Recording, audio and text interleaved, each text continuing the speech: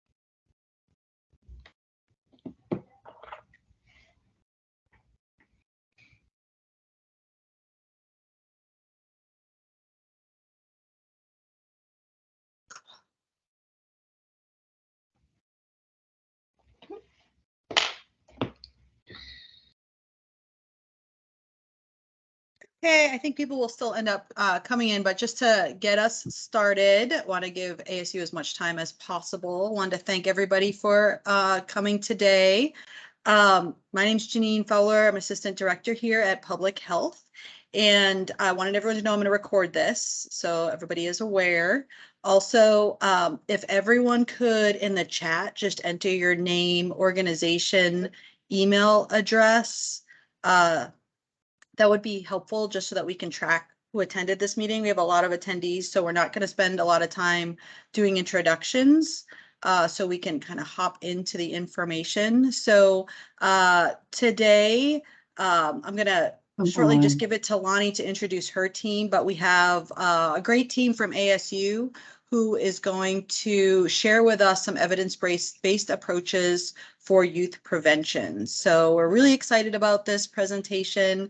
I think if we want to, Lonnie, you tell us how you would like questions, if you want them in the chat or wait till the end, but I will turn it over to you and your team. Thank you. Okay, great. Thanks so much. Let me just, this is actually my first time share screening in this modality. So if you'll give me 1 second, I will just pull this up.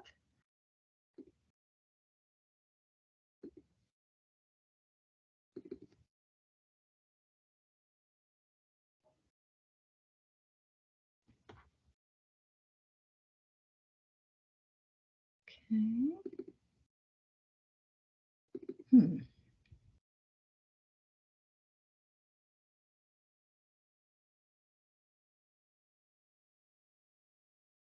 We can see it.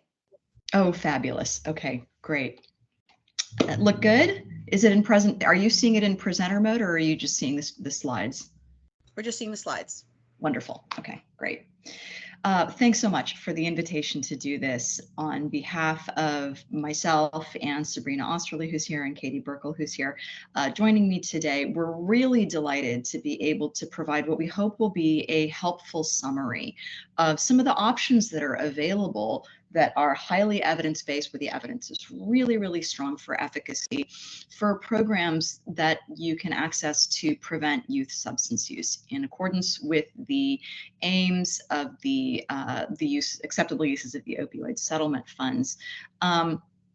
What we're going to do today is really give a pretty brief overview, and it's not going to leave a ton of time to go into nitty-gritty details about each of these programs, but rather to kind of give a sense of the space and what the options are, as well as information for how to follow up with us as needed, with the folks who have developed the programs that are going to be talking about and make them available.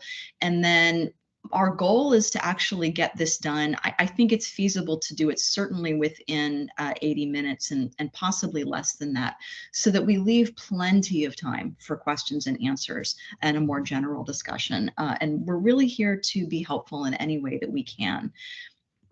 So what is evidence-based prevention, and why is it important? That, I mean, you're coming to this from a public health background, so we probably don't really need to explain this to you in detail. But the idea here is that these are programs for which evidence of efficacy for a particular outcome has already been established in a fairly strong and rigorous body of research. And right, that is kind of a term that a lot of people working in the public health space and in substance use prevention and treatment space are very familiar with. The problem is that when you look at what's actually used out there in the real world, prevention programs that either we know don't work or that at least have not yet been rigorously evaluated are actually more widely used than programs with demonstrated effectiveness. And a lot of this is happening because of who's doing the developing and the assessing, right? Programs that are developed by commercial companies tend to have a cost associated with them. They're highly marketed. The companies that have developed them are obviously very motivated to get them out there and have people purchasing them and paying for them. They're often a lot less motivated to do high quality research demonstrating efficacy. So the programs that we are going to talk about today are in a space where they are made available to the public. We can explain how to access them. They're ready for dissemination at scale and for those purposes, but they also have been evaluated carefully, typically within an academic context as well as beyond. And that's our criteria for what we're going to include today. So what works, right? When we talk about the problem of substance use related initiation of use, especially among youths, and then escalation to misuse and addiction, what is effective? Well, what we're going to focus on today is really a central and core message in this space, which is that we know what the risk and protective factors are for substance use, right? onset, escalation, and so forth. The evidence on that is really, really strong, and it's particularly strong among early adolescents, right? And to some extent among K6 as well, right? So we know what the individual differences are, what the relationship factors are, what the community factors are that put kids at heightened risk, right, for these kinds of problems in life. And we also know what the protective factors are for substance use. So what we want to do is use tested and effective programs and policies that go at those risk and protective factors. So this is a very mechanism focused approach. It's one that's strongly encouraged by the National Institutes of Health, both in designing new programs and testing whether they work or not, and also making decisions about whether to adopt programs that are out there. So to the extent that we know what programs should be doing to address risk and protective factors, that's really the main thing that you want to go at. And then the question is, does that impact downstream substance use? One great finding from some recent work in which Sabrina Osterly, who's going to be speaking today, played a really important role, is demonstrating that we don't actually need new programs that are specifically tailored to preventing youth opioid use or misuse, because the risk factors and the protective factors, right, those precursors are the same as they are for any other substance use. So to the extent that we already have programs that prevent substance use initiation and escalation in general, right, all of the evidence indicates that those should work for opioids as well. So that's a really good sign. It means that we don't have to start now with reinventing the wheel. So all of the programs that we're going to talk about today target mechanisms of change. These are those known risk and protective factors. And those are so well established. We know that in terms of substance use specific risk and protective factors, there's risk perception. So how risky do you think these behaviors are? How dangerous do you think it is to, say, misuse prescription opioids or start using marijuana? What are the perceived norms in your community around substance use? Is this kind of something that you think everybody does, or everybody like you or your age does? Or does this feel like something that's very unusual? We know that that has enormous impact on behavior. So are the factors that are really specific to substance use. The others are much more general, right? So we can talk about healthy, strong families, generally speaking, as being a well-established protective factor for substance use initiation and escalation, but also for other kinds of behavioral problems among youth. Strong families are those that have healthy and consistent discipline, but are also very, very warm, where families do a lot of fun activities together, where they communicate well. So you're going to see a lot about families today, particularly in Katie Burkle's part of the talk. At the individual level, there are a number of skills that are demonstrated protective factors. Those include self-regulation, decision-making, handling and regulating emotions in healthy ways, being able to communicate with others in healthy ways, stress management generally speaking.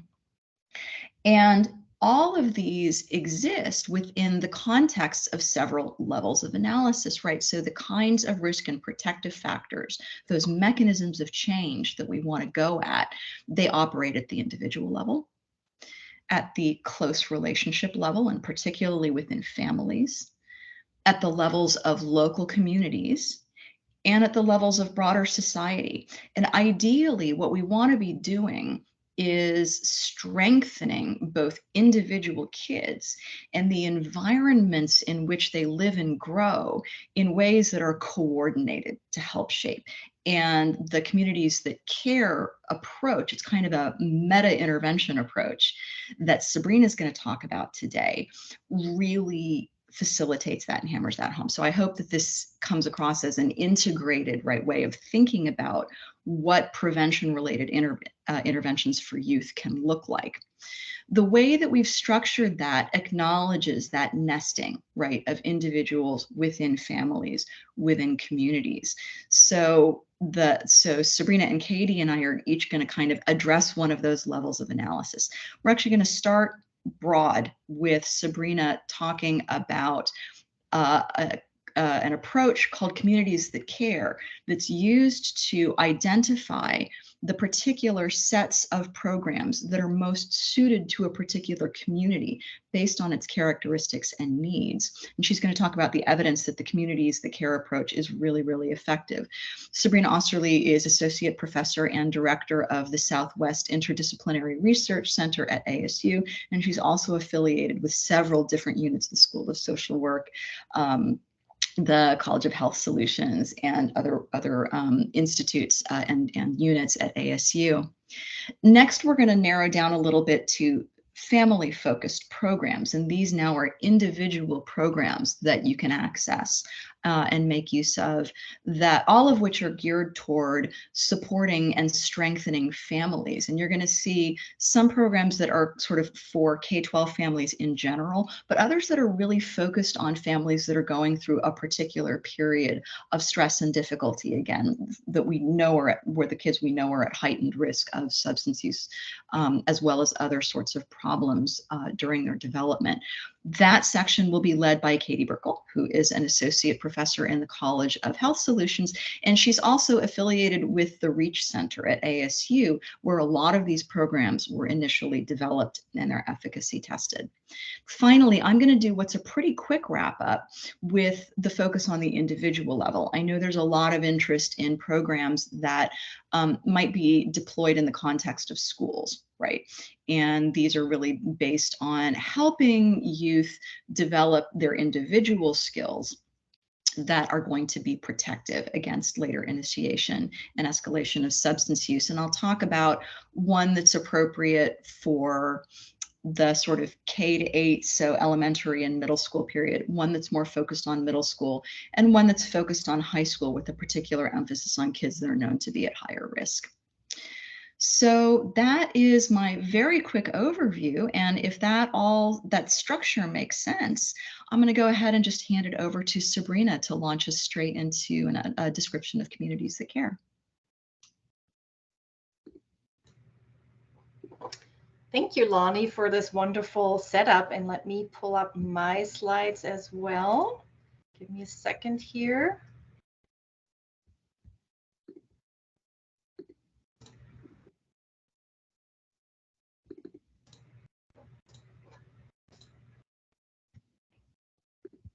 Let's see. What, can you see something? Not quite yet, but it takes a minute. I had the same thing. It says it's sharing a window, but I'm not sure what window.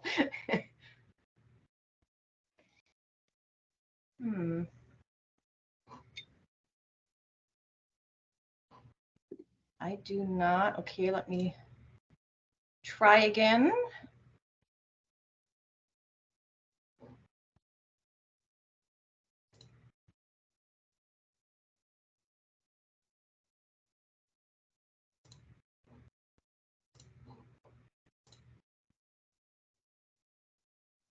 How about now?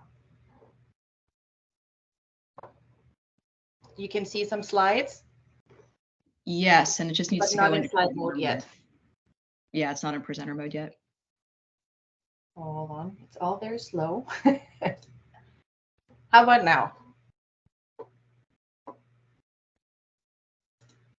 Do you see the slides or the presenter mode? Slides? Perfect. Okay, well, thank you so much for that wonderful introduction. Let me get my mouse here right. There's like several things popping up. I'm not sure why. Okay, it should work.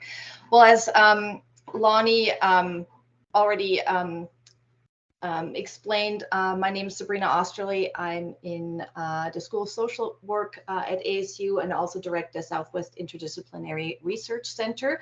And I'll tell you a little bit about communities that care that maybe some of you have heard about already, hopefully, and maybe others not quite yet.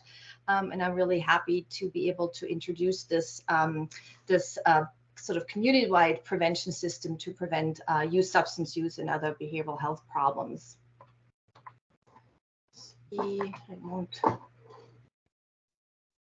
There we go.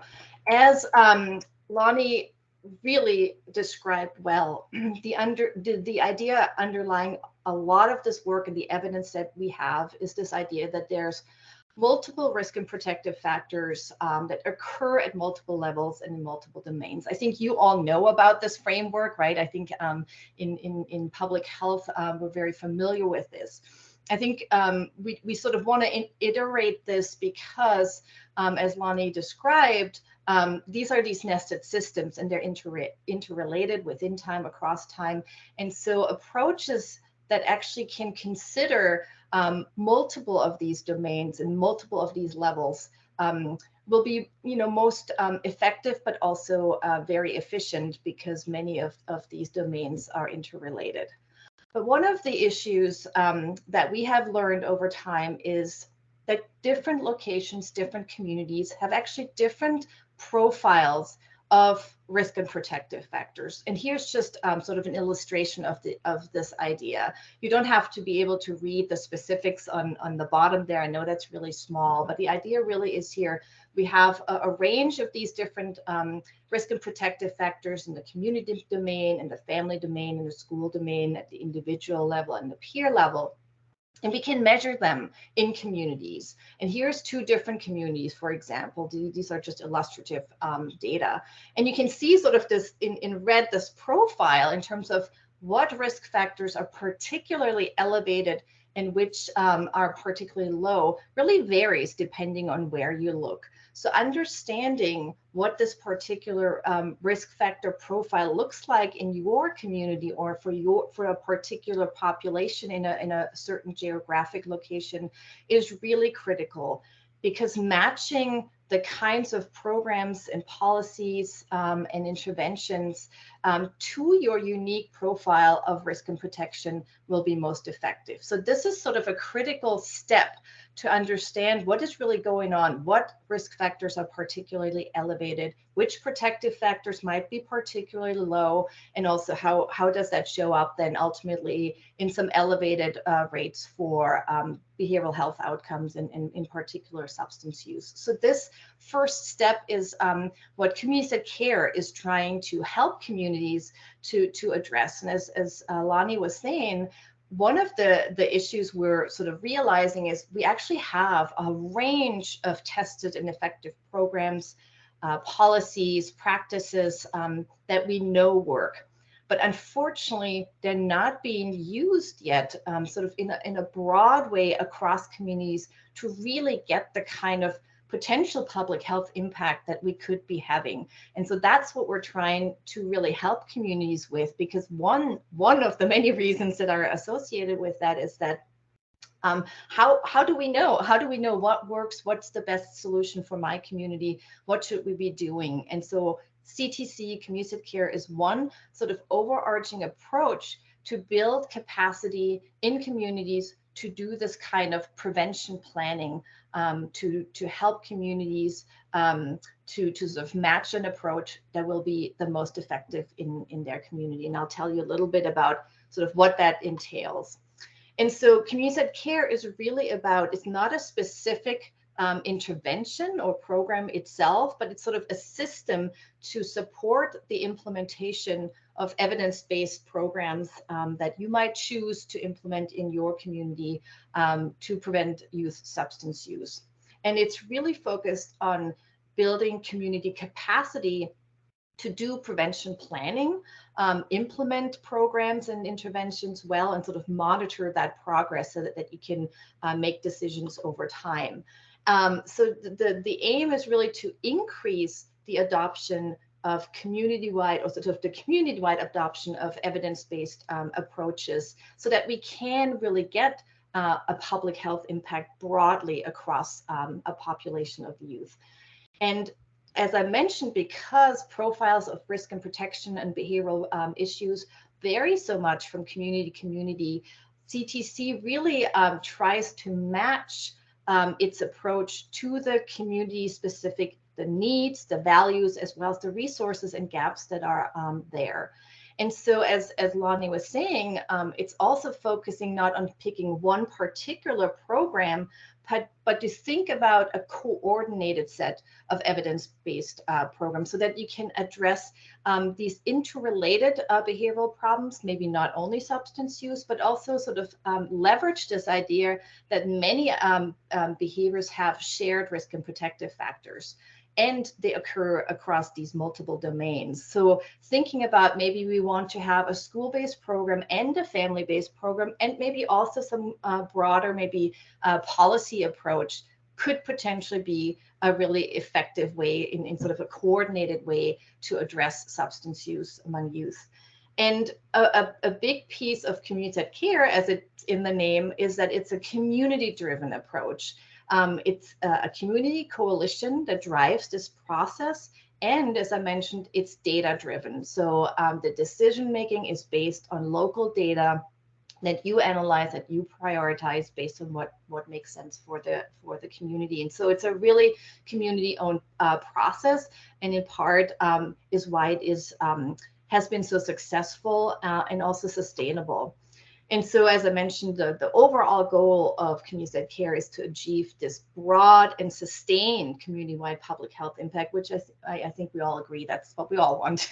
And so, how do we do that? And I'm hoping that you'll see that CTC is an approach that's really helpful in this, because it's very sort of a step-by-step guide in how to do this exactly. And so quickly, I wanted to go over the 5 phases of what CTC entails. And this might sound fairly familiar to some of you. It's very similar to SAMHSA's strategic prevention framework. I think this all sort of makes good sense, that you have to have different phases to get started, to get organized, to sort of create a plan, and then sort of implement and evaluate. But I wanted to sort of go through this a little bit to show you how CTC is operationalized. And so one of the critical pieces is in the beginning, when you start CTC in a community, is that you actually need to find sort of a champion who can bring it to a community, and to think about, is the community really ready to engage in this process, because it actually takes quite a bit of time and effort and resources and commitment. And so bringing the right key community leaders to the table, and a diverse set of stakeholders really across the entire sectors that are working in your community, that have to do with prevention, with youth development more broadly, that should include, you know, the mayor, the school school systems, faith communities, parents, youth themselves, really everyone who is involved should be involved in this process. And so the second step, and when you get organized, is really when you organize and form the coalition that will be driving this process. And as you'll see, is there are coaches and facilitators that help the coalition and the community sort of understand how this process works. So there's trainings and educations, and sort of this idea around risk and protective factors being so critical in prevention, sort of this prevention science framework, this public health approach that many of you, of course, know. The coalition learns about that to sort of have the same language and same understanding about how these pieces work together. And so the coalition gets organized, there's work groups, they develop a timeline. So it's a pretty structured approach that the trainings of CTC sort of guide the coalition through this. And then in the third phase, when the coalition develops this community profile of risk and protection, that's really when you start sort of analyzing data and you prioritize risk factors that are particularly elevated in your community and protective factors that are low. Now, the great thing for Arizona is that you don't have to actually conduct your own community-wide survey or collect data, because you have the Arizona Youth Survey. the Arizona Youth Survey is actually built on the CTC Youth Survey. That was sort of what the baseline was. And so many of the risk and protective factors that you might need to assess are included in the Arizona Youth Survey. And you can get the data at sort of a local level. Might it be a school or maybe a community? So that's really helpful. Many states have something similar. Because it would be pretty hard, I think, especially for smaller communities to collect their own data. So that's a great tool to consider. And in this step, you also want to consider what's already going on. What resources do we already have? What programs are already happening? What might be some gaps, so that the plan that you're creating in the fourth phase can really be targeted to what's going on. And then there you actually define some clear and measurable outcomes, so that over time you can measure and monitor whether what you're trying to do, whether you're actually achieving that and how that's going. And in this step, you actually select tested and effective policies and programs that are already out there that address specifically those prioritized risk and protective factors that you decided on through that phase 3 step when you analyze the data. And what CTC connects you to is a registry of evidence-based programs and policies and practices. There's multiple ones out there that are freely available. They're basically databases of programs that have been evaluated, and they help you, they sort of rate programs based on the existing evidence, so that you can decide where is the quality of evidence really high. So I can be pretty sure that this will be working, and maybe there's some good evidence and other programs not so much.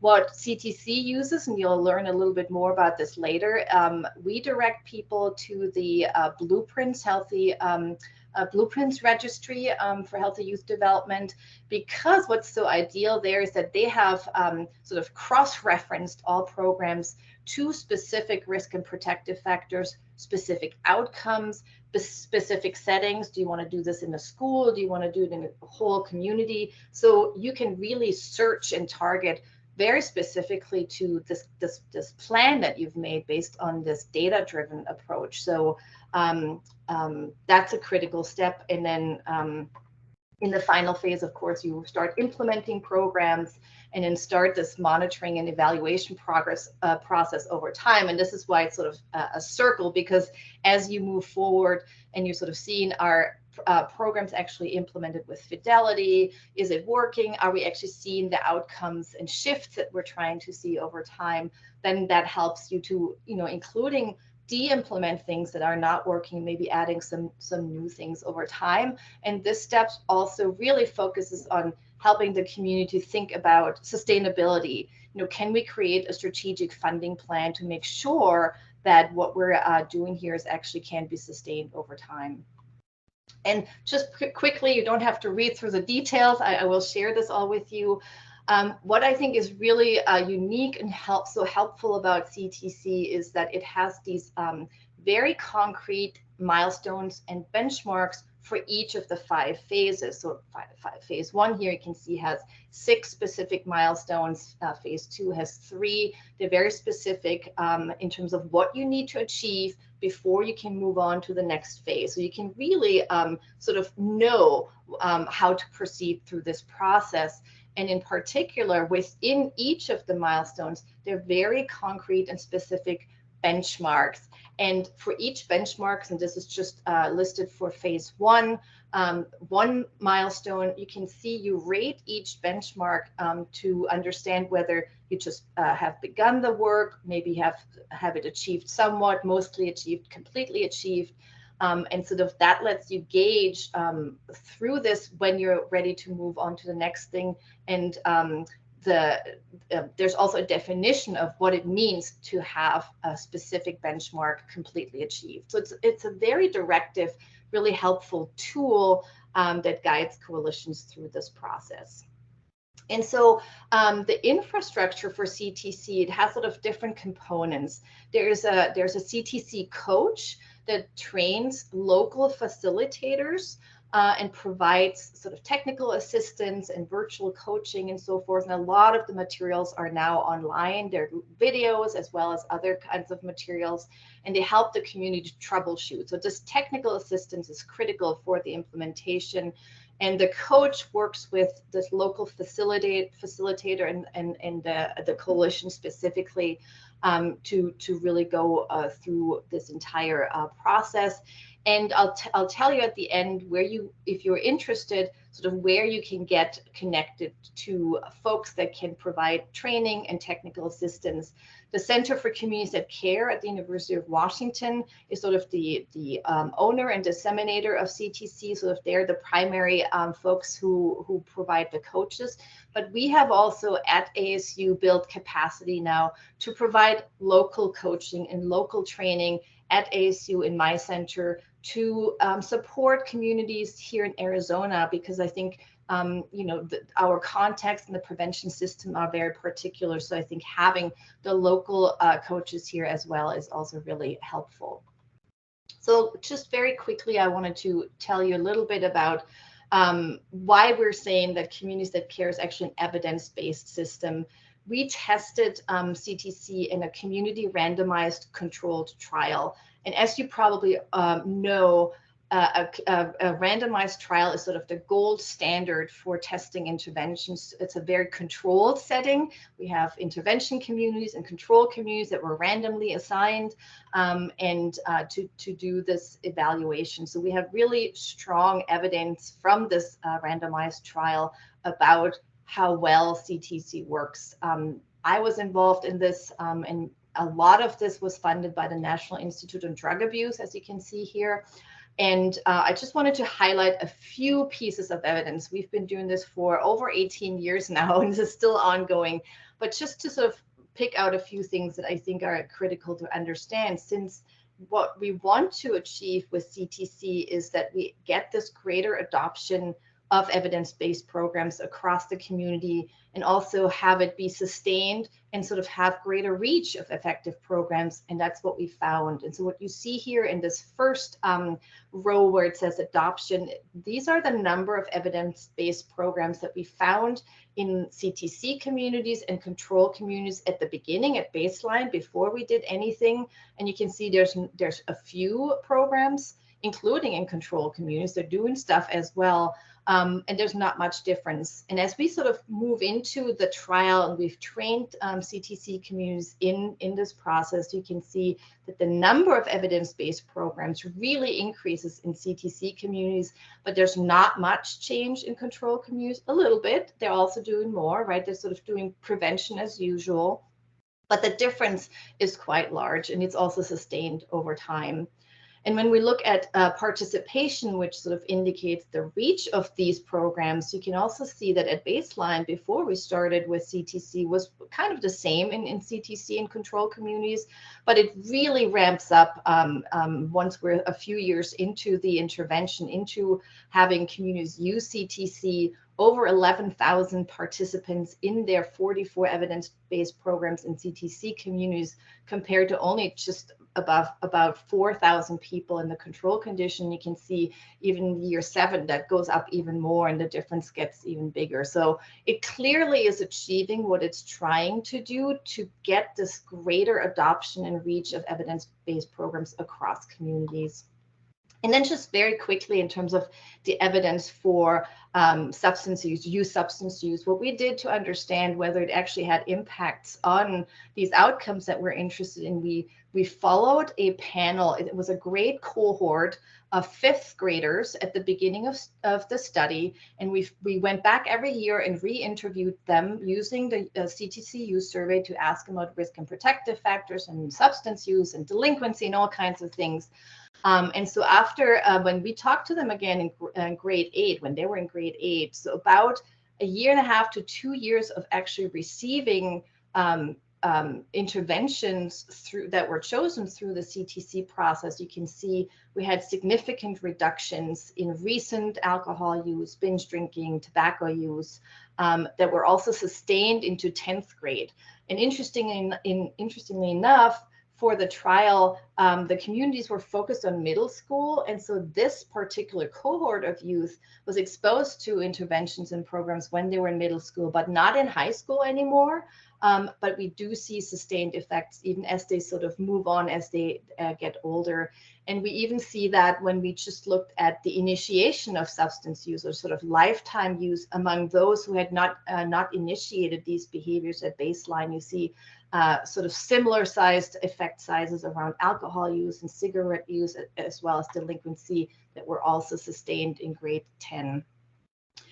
And so I think another piece that's really important, especially for decision makers, is what's the cost and the benefit of all of this? This is a pretty involved process. It costs some money, but what we found, we did a cost benefit analysis. We see that the benefits are really quite high because of the impact on behaviors such as delinquency and substance use that have such high costs to society and individual over time. And so the return of CTC per $1 invested, we estimated to be about $11, which is a really great cost benefit. And if you're interested in this more specifically, I have the reference here. This is always a very technical thing to estimate, and I'm definitely not an expert in cost benefit analysis.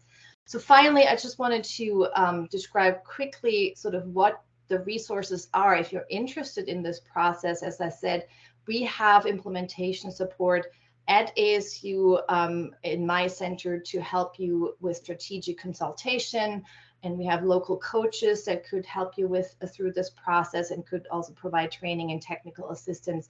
We're also very experienced with evidence-based programs, as well as some of these data sources and evaluation tools.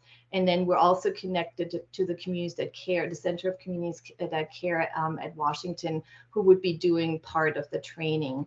And I have this here. I will share the slides with you, so you have the names and email addresses if you're interested. My office my center has an office of evaluation that maybe some of you are actually already working with. We're working with many of you, and we're happy to talk to you. And if you're interested in going directly to the source, I included the website of Communities That Care, and Dr. Kuklinski, who's one of my close collaborators also in the randomized trial of CTC, is always happy to talk to you as well. So I'll leave it there. I know that's a lot of information, but I'm happy to talk with you further after this talk, and I will definitely share the slides with you. So thank you.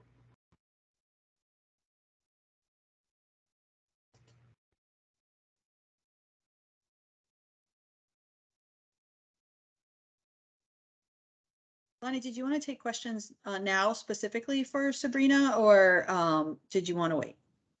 Oh, happy to go either way. I mean, we're very much on schedule, so we Okay. really can do either of those, whatever people prefer.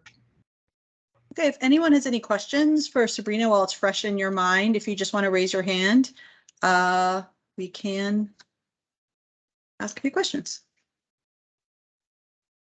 I just had one question while people are thinking. When you define community, Sabrina, could you be more specific? So we have county health people here, and obviously we work with, all 4.2 million residents, which is a pretty large community, and seems like that wouldn't really work for something like this. So what is sort of the opportune number when you're talking about size of community that this works for? Yeah, really good question. I think this is actually one of the first steps in the early phases to really define sort of what makes sense, right? Sort of what is community? Sometimes it might be a school district, sometimes it might be entire county. And although like in the trial, we focused on small communities because that helped with the design of a randomized trial, CTC is actually being implemented across the country in over 200 communities of different sizes. It's been implemented in sort of neighborhoods and cities.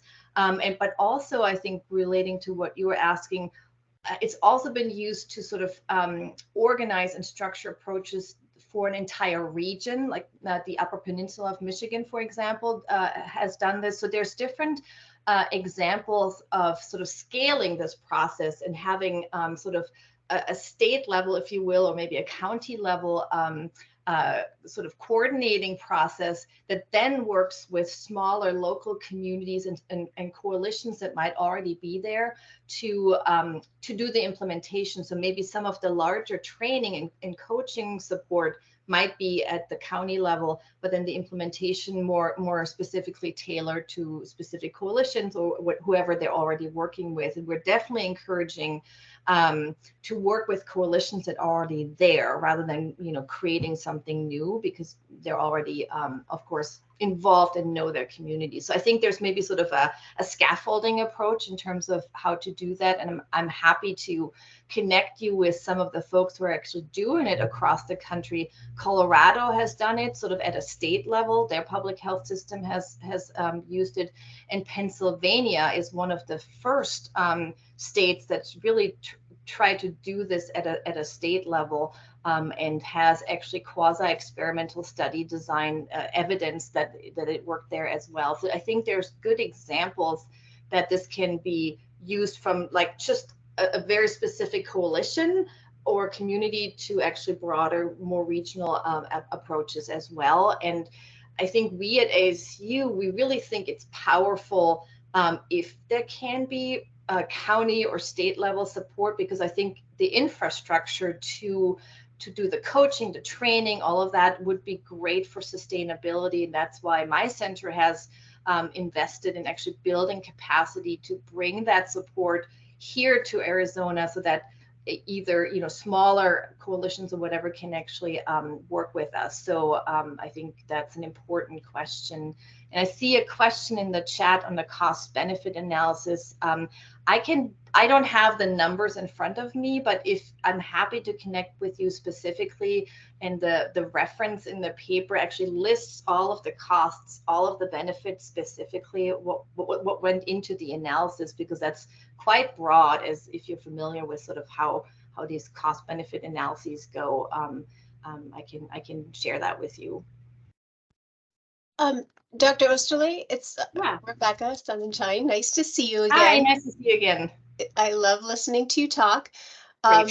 One quick add-on to the last question, that cost benefit analysis, I think, is going to be really, really important for cities to have some type of a summary rather than just sort of an entire manuscript. So perhaps I can work with you to do like a very brief slide or one pager to kind of, if they are interested in this approach, going to, for instance, the city council and really sort of making that cost benefit case, I think is often very helpful.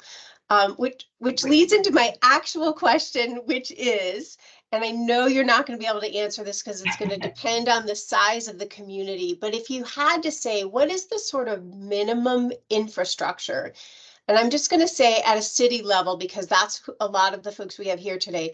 What is the sort of minimum infrastructure that you have seen people put in place to be able to do this at, let's say, a city level? How many FTEs at a minimum do you think they would need to hire to sort of make this happen, with perhaps some support from ASU and perhaps some support from the county, but at the city level? Really great question. So I think I'll attempt at least an initial kind of estimate. What especially sort of from what we've done also in the trial is I think having, at least ideally I think having a full-time sort of coalition coordinator is really helpful to guide the coalition through. And it might be half-time, because if a coalition already exists, I think there's already a lot of sort of knowledge there. But that local support and dedicated paid support, I think, is really critical. So in the trial, we actually paid communities. We gave them money to hire a full-time coordinator. But we did this for 5 years, and then once communities were trained, we said, okay, let's step away from this and see if communities can sustain their efforts without money from our study, right? Sort of much more of a real world kind of application.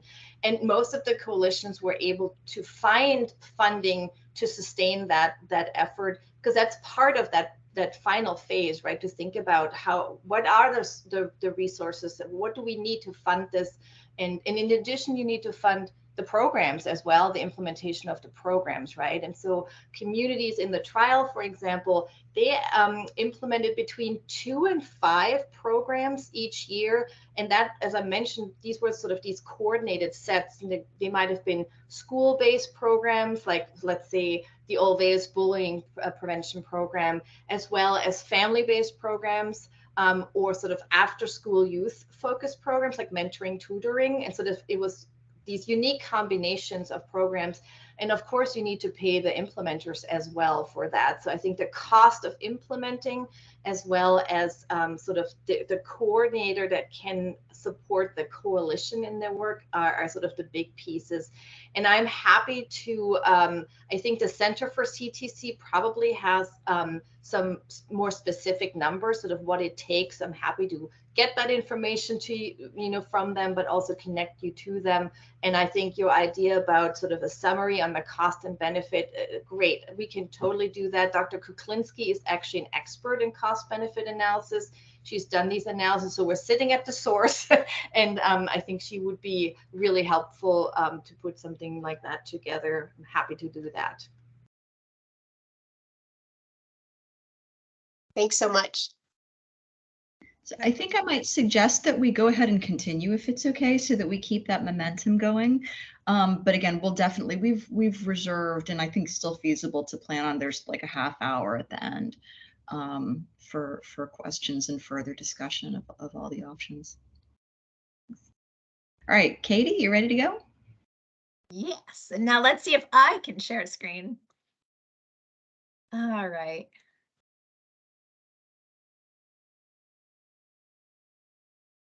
Is that working? I'm just gonna go ahead and not do the presenter mode in case I want to jump around a little bit, so that way I have my little things here. And honestly, I usually mess it up when I try to do presenter mode. But thanks so much for having us here. We're thrilled to be talking to you guys. So I'm going to talk a little bit about family-based preventive interventions to prevent substance use. And again, my name is Katie Burkle. I'm with the Reach Institute at ASU. So that's an interdisciplinary group of folks who have been doing prevention science for the past kind of 30 years, since really the beginning of this whole concept of there's a science to preventing negative outcomes for youth. I've been fortunate enough to recently be part of a systematic review from the Community Preventive Services Task Force, which is led by the CDC. So they review the evidence on a whole lot of different topics, and then make recommendations based on the quality of the evidence. So like a most recent one that I think was published before this was focused on like cancer screening. So this year they were interested in youth substance use and did a systematic review.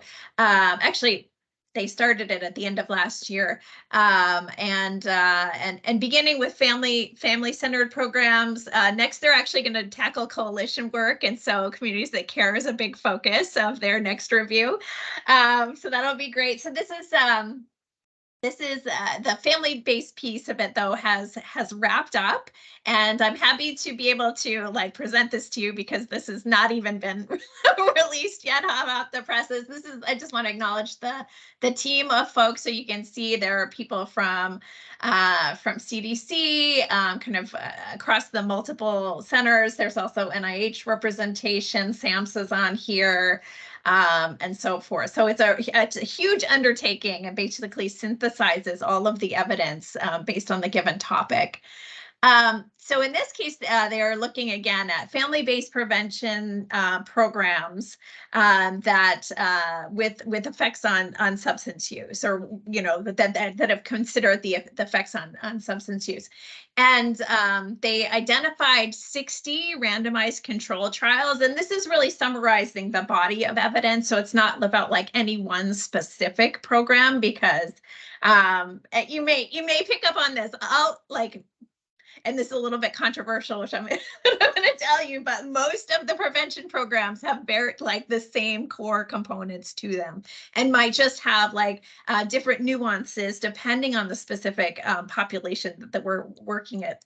But at their core, it's focused on like positive parenting related to promoting positive parent-child relationship quality, and then effective discipline strategies, and then again these additional nuances depending on the specific context. So what their approach was kind of to lump all of these programs together and say, do these parenting programs really affect youth substance use? So this is just kind of a summary breaking down, and you can conceptualize substance use in different ways.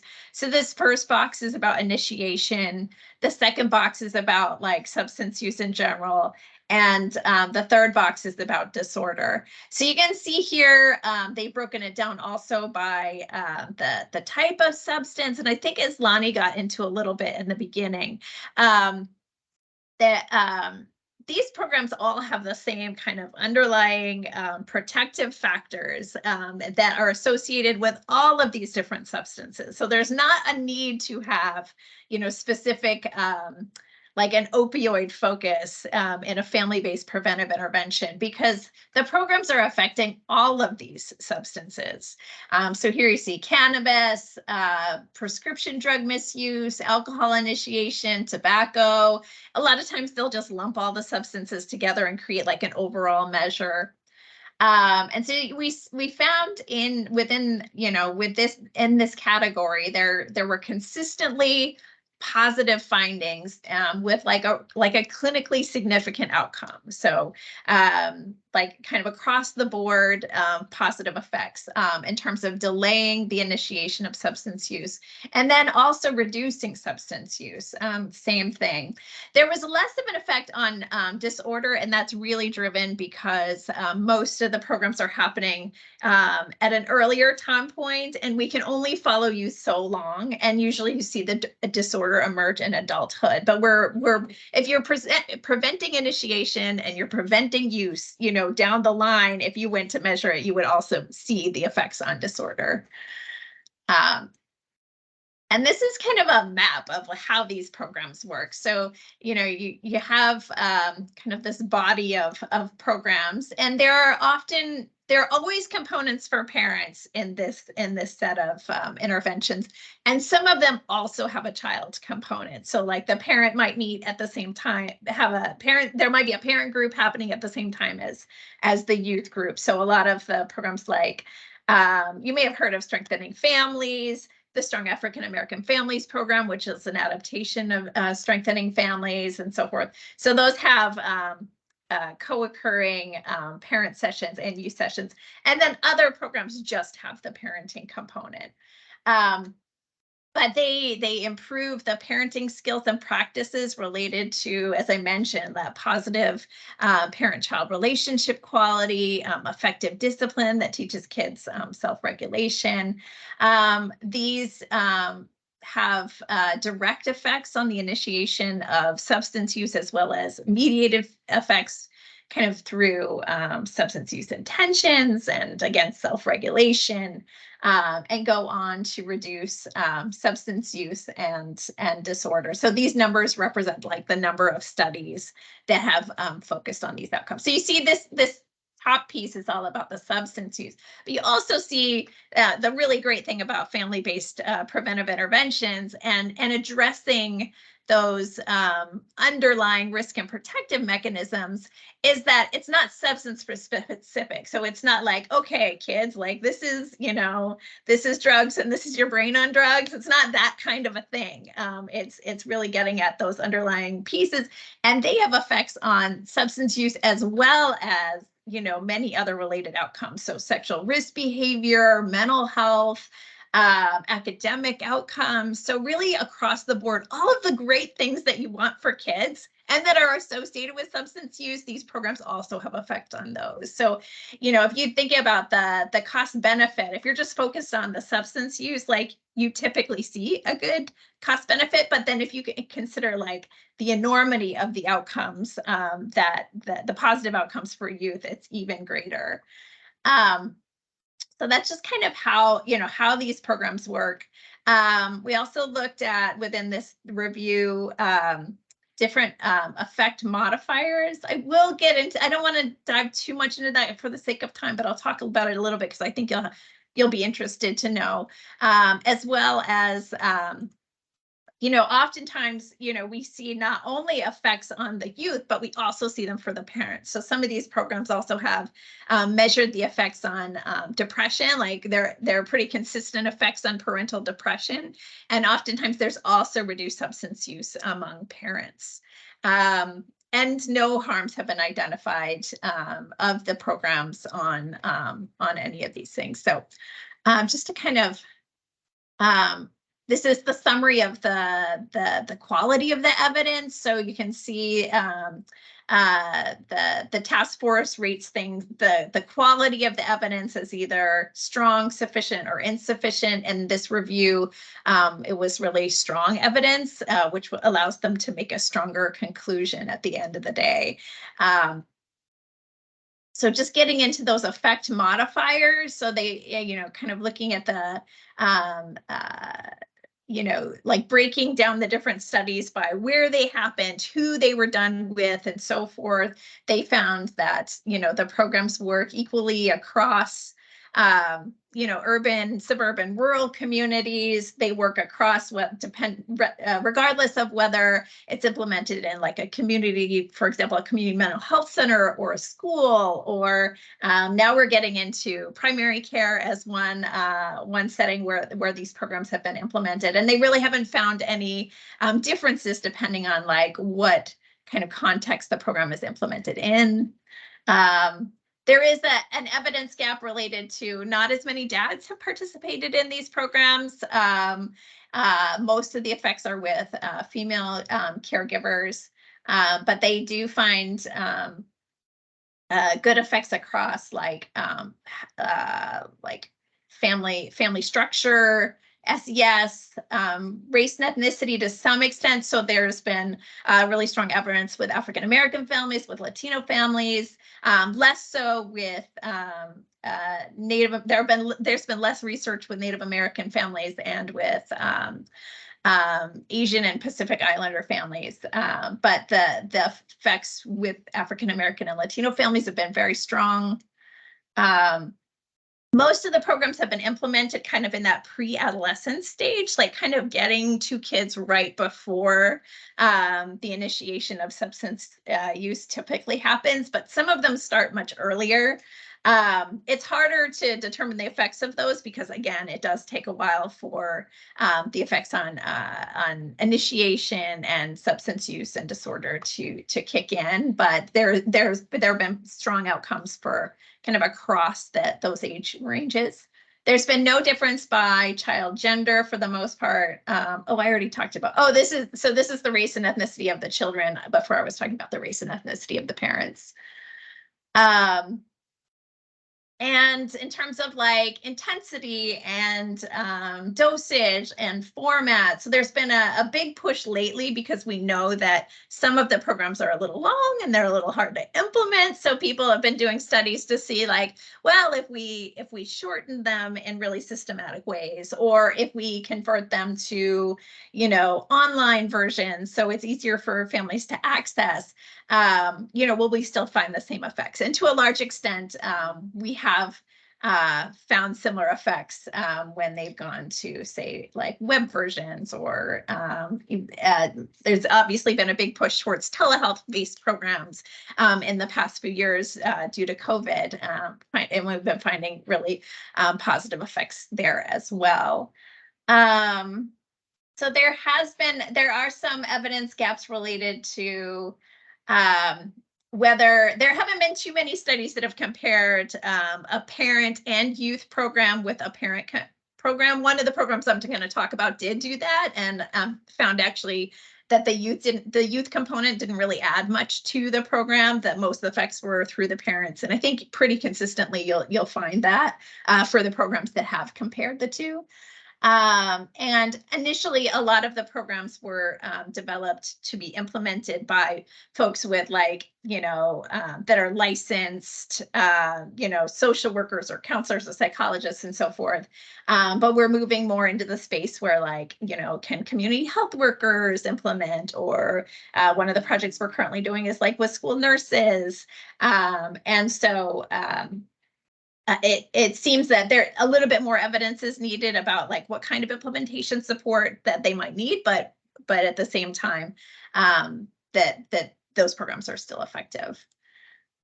So based on kind of all of that evidence, the Community Preventive Services Task Force has issued a recommendation with strong evidence for effectiveness in preventing substance use among family-based preventative interventions. So exciting to share with you.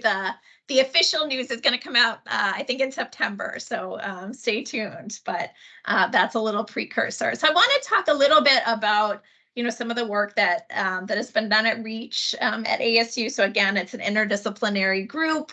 It's one of the oldest prevention research centers in the country. The group has been doing research over the past 3 decades and found, just kind of overwhelming effects of the evidence-based preventive interventions that have been developed there. And have kind of have moved into the phase of really working with community partners to increase family access to these programs that we know work. So I'm just going to talk a little bit about each one. I can get into them more. I've worked a little bit with each one of them, and some of them more than others. So hopefully if you have questions about specific programs, I can answer them. But I just want to give you kind of a flavor of what they're like. So the New Beginnings program is one of the oldest programs there. A lot of the programs at REACH have kind of been focused on a specific context. So this one in particular is specifically designed for separating and divorcing parents. And so a lot of them, you can see kind of a link between these programs and specific ACEs. So either it is working within the context of a known adverse childhood experience like divorce, or it prevents the ACEs from occurring. So that's kind of one of the big things that kind of unites these programs. But the New Beginnings program, it's a 10-session group-based preventive intervention. This is the one that I mentioned before, where they actually did a trial comparing like a parent-only version, a parent plus child version with a control group, and really found no additive effect of the child version. So they've just reduced it to being parent only. And currently they are working on an asynchronous program that families can access from anywhere, log in and participate. There's extensive evidence that I'm not going to go into the evidence for each one because it basically maps onto the evidence I just provided you for the field as a whole. This one did do a cost savings analysis, which is pretty compelling because they looked 14 years after the program was delivered. And just within a 1-year time frame, there was a cost savings of $1,600 per family.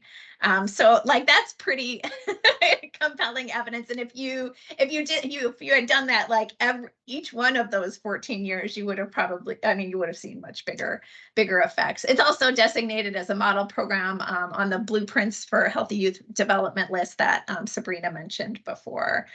So it's been implemented in partnership with 4 county, the family courts at the county level family courts in Arizona. And the online adaptation is currently being tested, but is finding positive effects as well. A related program is the Family Bereavement Program, and it kind of follows that same model. Oh, so I should have mentioned.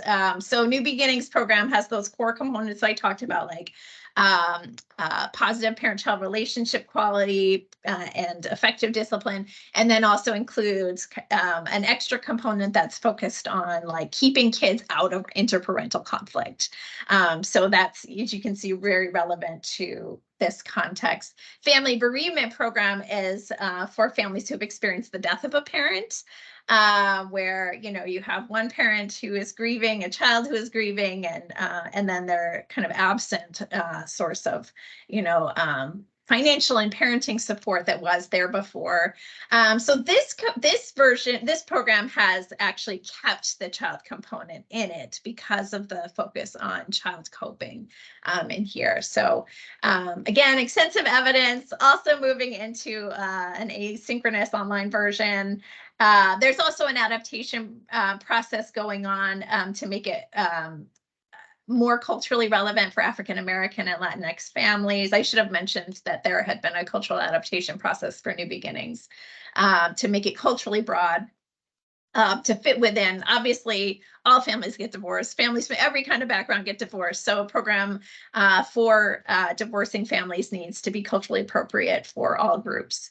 And this one has been disseminated to 5 states in Zimbabwe. It's been implemented at Hospice of the Valley here in the Phoenix area. And yes, again, moving towards this online program. Let's see, then we have the Bridges to High School program that was developed initially specifically for Mexican-American families, but has actually been adapted to be, again, culturally broad to fit the context of kids in schools, but really focuses in on that really challenging transition. I can speak from experience of middle school to high school, and that's when a lot of the substance use kind of issues emerge. It has been implemented in English and in Spanish. The original program was 9 sessions, and they've collapsed it into 4 sessions based on just feedback from communities about how long they can actually implement a program for and engage parents for.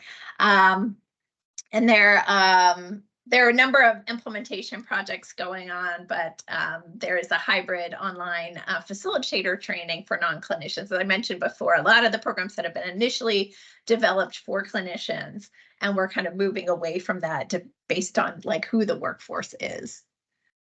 Here's one that's just kind of in development, but I had to throw it out there because I'm so excited about it. It's my program, so but we're developing a program right now for kids who are affected by parental incarceration. And actually, it's for the caregivers. So what we found is there are a lot of programs out there that that are for the parent who is in prison or jail, but that person doesn't have a whole lot of contact with the child. So what we really need is a version of the program for the caregivers who are really responsible for that day-to-day caregiving. And so this is another one of the adaptations that's very similar to the New Beginnings, family bereavement, Bridges, and caring for the caregivers. They're all kind of within the same family of interventions, and all very related to each other, but have specific core components for each area.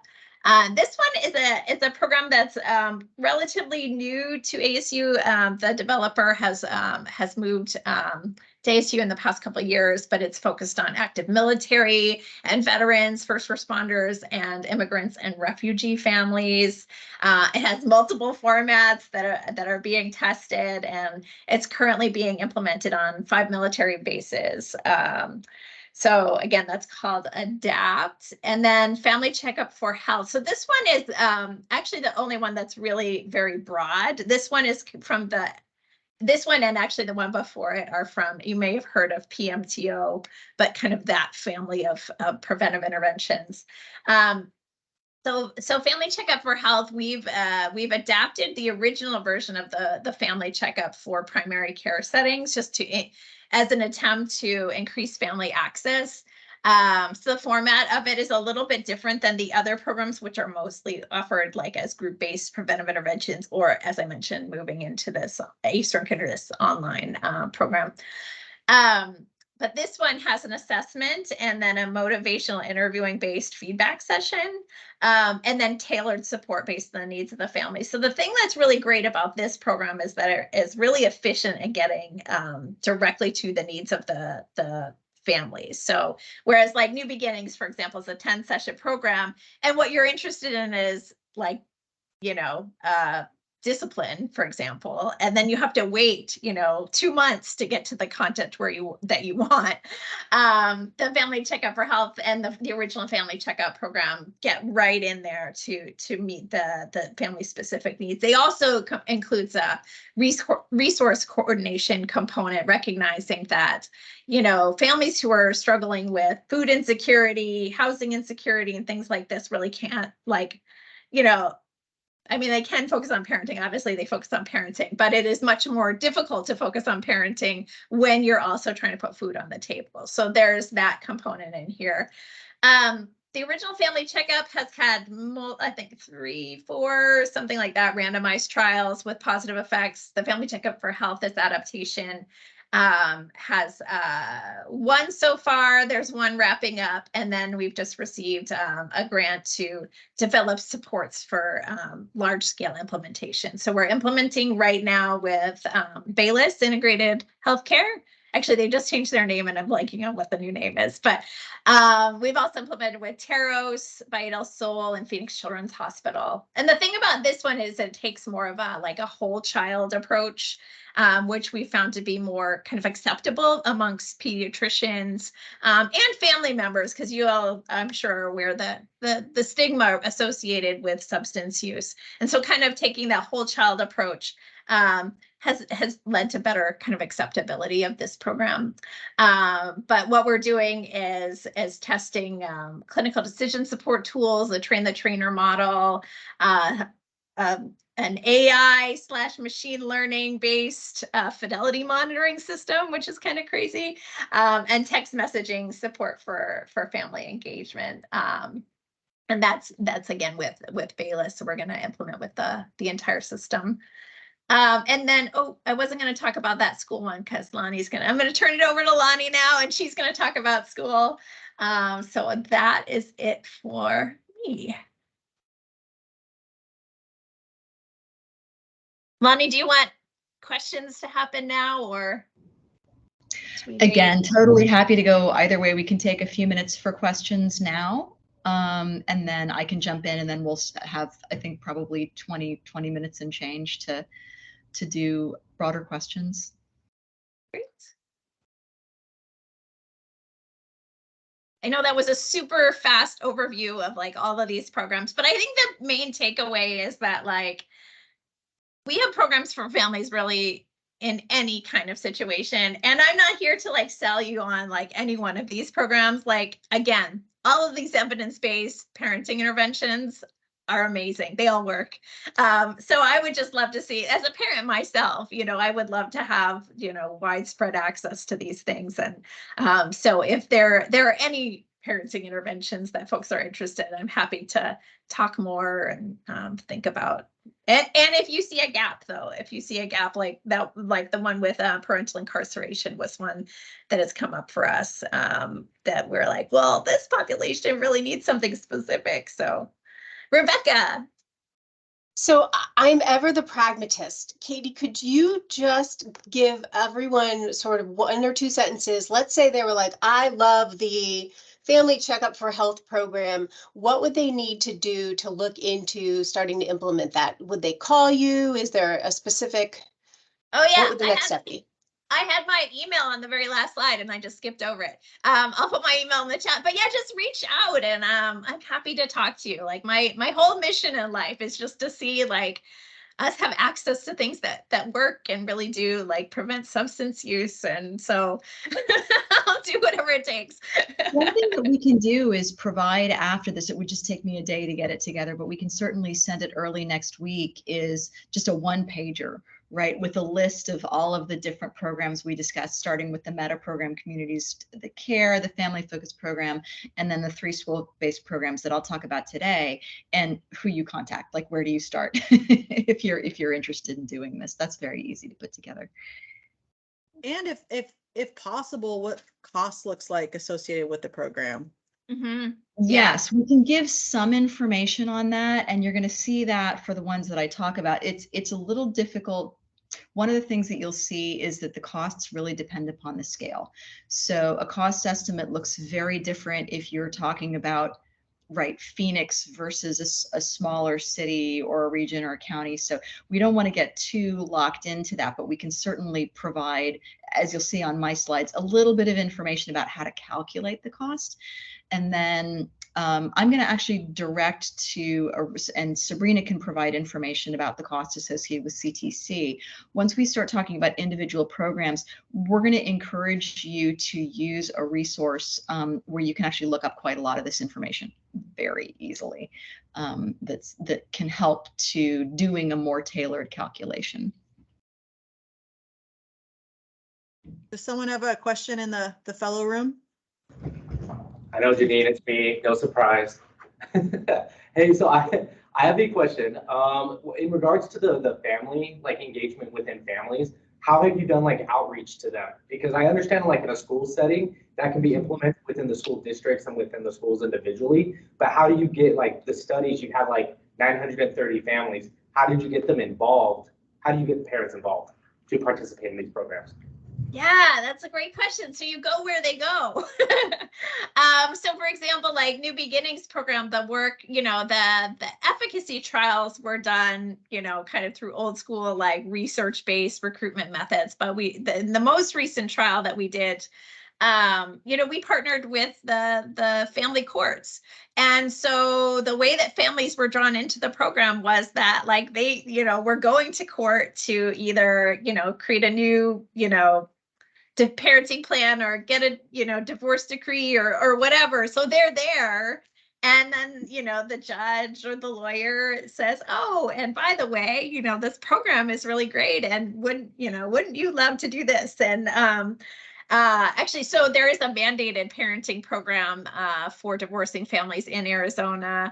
And that was another place that information about this program was given out. So, and then with like Family Checkup for Health, like, it was kind of in recognition of the challenges of engaging families in school-based programs, because especially as kids get into middle school, like parents just aren't on campus as much as they are during like elementary school. And so it's just, there are so many challenges also with the like severe underfunding of our schools here in Arizona.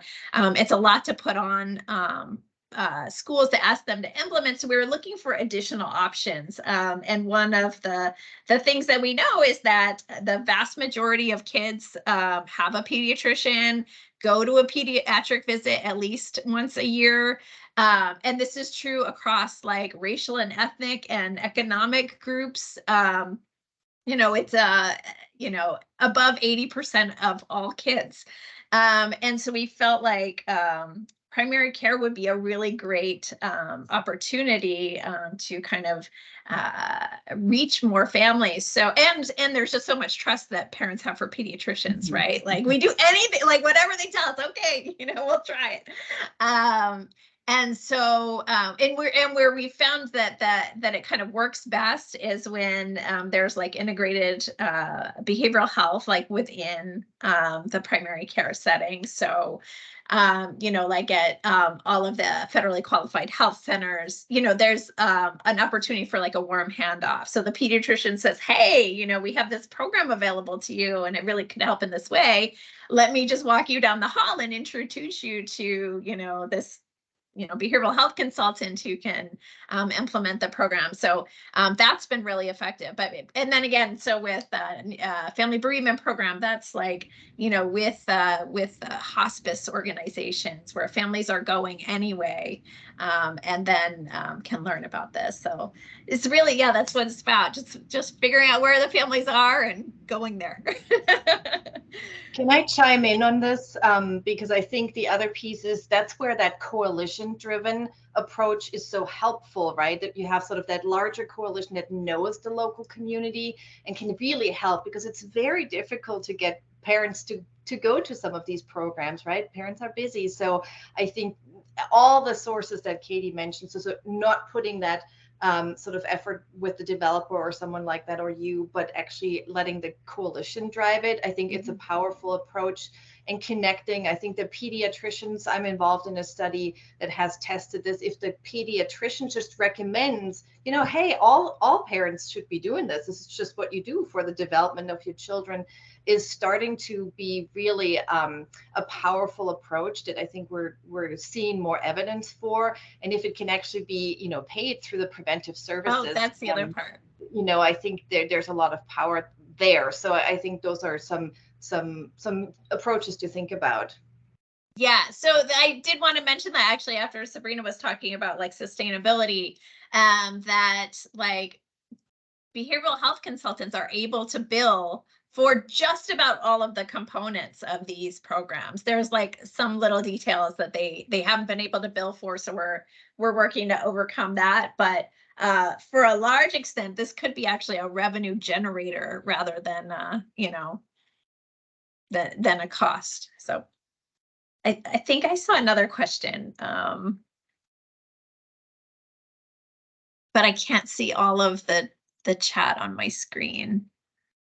I can read it for you. It says, are there any plans to continue research on impacts of these programs among Native communities? Oh yeah, I mean that's something we would really love to do. I know that there is a parenting intervention that was actually developed like within Native communities, and well, actually there are a couple, but there are a few at ASU, and we're really wanting to kind of bring them into the fold. So, you know, programs. Right. So there is an adaptation of, because that was based on Keeping It Real, right? Living in Two Worlds was an adaptation of Keeping It Real. So there's that one, but you know, and it's great if you can, like, as I was mentioning before, like most of these settings support like a whole range of families from different backgrounds. So it's really important that the programs are appropriate for everyone. But at the same time, we also want to have like culturally specific programs that can be implemented in specific places. So, and this is kind of hot off the presses info, but we are going to be partnering with a team from the University of New Mexico in their renewal to be part of the NIDA Clinical Trials Network.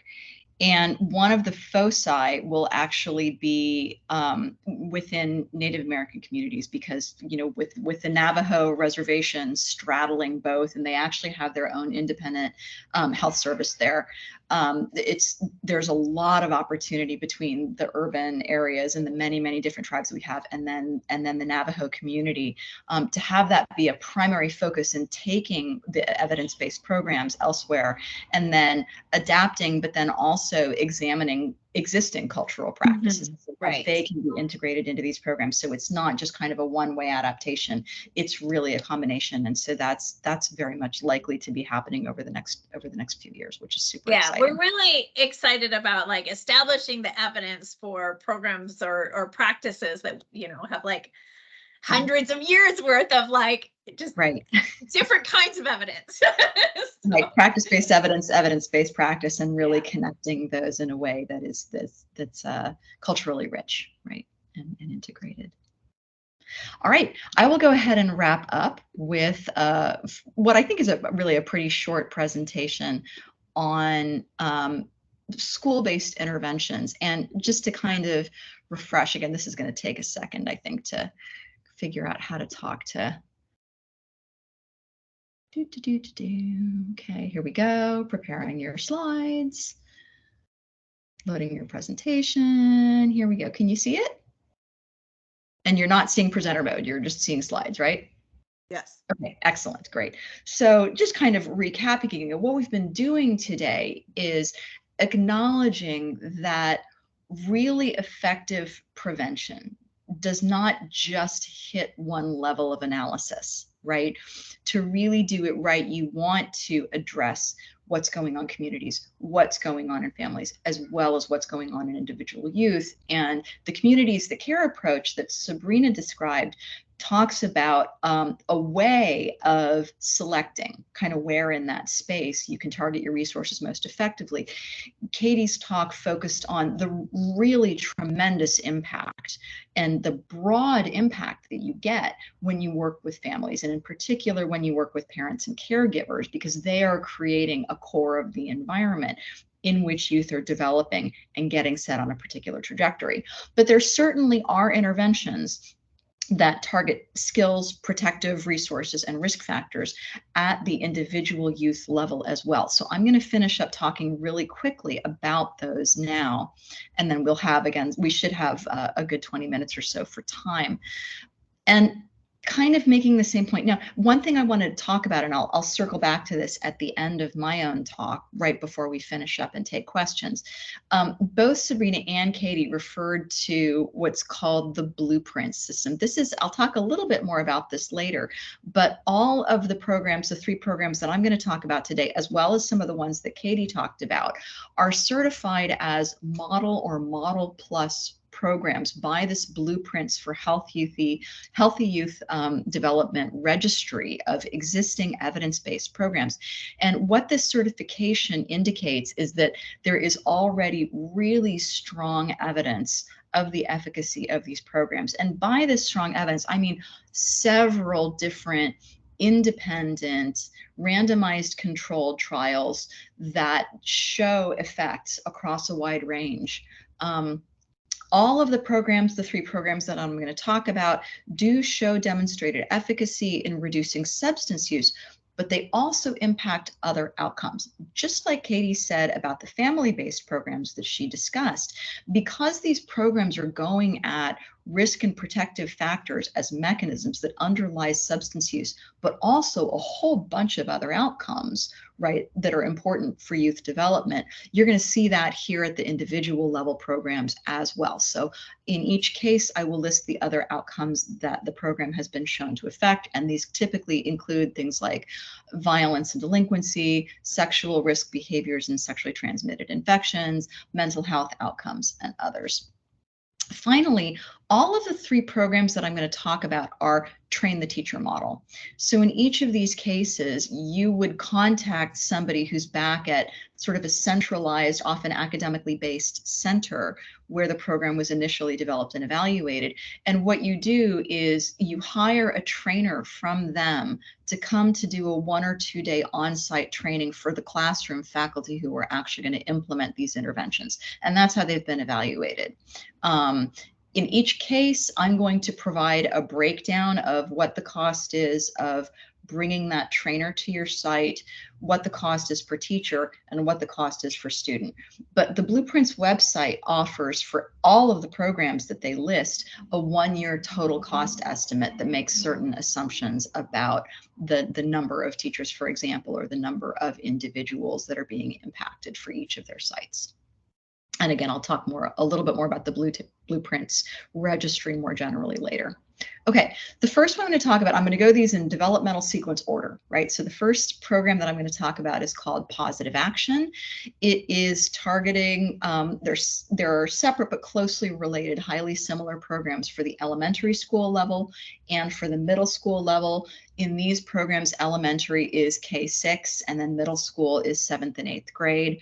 The overall structure of the curriculum is in 6 broad units, but each of those broad units is broken down into a number of individual lesson plans that are quite short. So this sounds really long, except the lesson plans are only about 15 minutes. So in grades K through 6, for each grade, there are 140 15-minute lessons that again would be implemented by the teacher. And in grades 7 and 8, there are 82 lessons, each of which is 15 to 20 minutes long, and that's per grade. So you have a new set of programs and lessons that are developmentally appropriate for each grade. They're focal topics, and for each of the 3 programs I'll talk about, I'll say these are the mechanisms that they're getting at. We keep emphasizing these mechanisms of change that then go on to impact a wide range of outcomes that we care about, including substance use initiation and escalation. But their focal topics are how to maintain a physically healthy body, critical thinking, problem solving and decision making, self-regulation and healthy relationships with your own emotions, social skills and cooperation, and honesty and self-knowledge. And that almost but not quite perfectly maps onto those 6 broad units, right, that I mentioned in terms of the structure of the curriculum. In terms of cost, a 1-day on-site training is $3,000 plus the trainer's travel costs. They didn't state a limit on the number of teachers. That could be the other programs I'm going to mention do. But the idea is that these are typically for, somewhere between 20 and 30 teachers can attend this.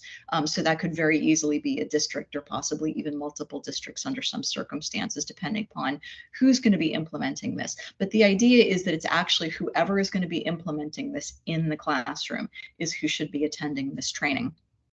So that could be teachers, or it could be a guidance counselor or some other individual or mental health professional who works for the district and is going to administer this across the classrooms.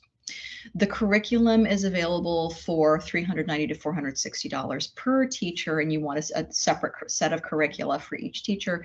And then that includes the first year of classroom materials, but each year you would want to re-up on those classroom materials. And those cost, depending on the grade level, $70 to $130 per teacher or class per year. So costs get to be pretty negligible after that initial training session is complete. There's a wide range of demonstrated outcomes. And again, if there's one thing that we hope that there's two things that we really hope you'll take away. The first is the importance of a multi-level prevention intervention, right? That ideally you are going at individuals and families and communities to reinforce and have a really strong prevention message. But the second is that going at the underlying mechanisms, the risk and protective factors associated with substance use, also impacts a much wider range of outcomes that we care about, because those risk and protective factors among youth are the same, right? So the positive action program has been demonstrated across, I think there's like 20 studies on the website. Reduced alcohol, tobacco, and substance use, reduced violence, delinquency, bullying, and truancy, reduced sexual risk behavior, improved anxiety and depression and emotion regulation, improved close relationships and pro-social behavior, and improved academic performance. So this is really a broad-based prevention approach for individual kids that happens to ping upon pretty strongly on substance use as well. Okay, next up, moving to middle school. The Botvan life skills training, I think, was developed at, no, this is not the UCLA one. All of these were developed within the context of an academic setting, but then have been extensively studied outside of those settings as well. So this one is specifically for middle school, which they define as grades 6 through 8. The curriculum structure is 30 sessions over 3 years, so roughly 10 sessions per year. And it's intended to be a continuous program right across those 3 years of middle school. The focal topics are self-regulation and emotion regulation, social skills, and then there's a certain amount of drug-related information and resistance techniques that are specific to substance use. This is among the more specific substance use-related programs. The cost, again, you're going to see a similar breakdown for each of these. The on-site training is either $3,500 for 1 day or $4,000 for 2 days, plus whatever the travel costs are. That's for up to 20 teachers. So if you have more teachers than that, they may request that you break it down into 2 separate trainings, and the cost goes up accordingly. The curriculum is $125 per teacher, and materials are a flat $5 per student. So once this is implemented and the teachers are trained and have the curricula ready to go, then you're just looking at annual costs per student over time.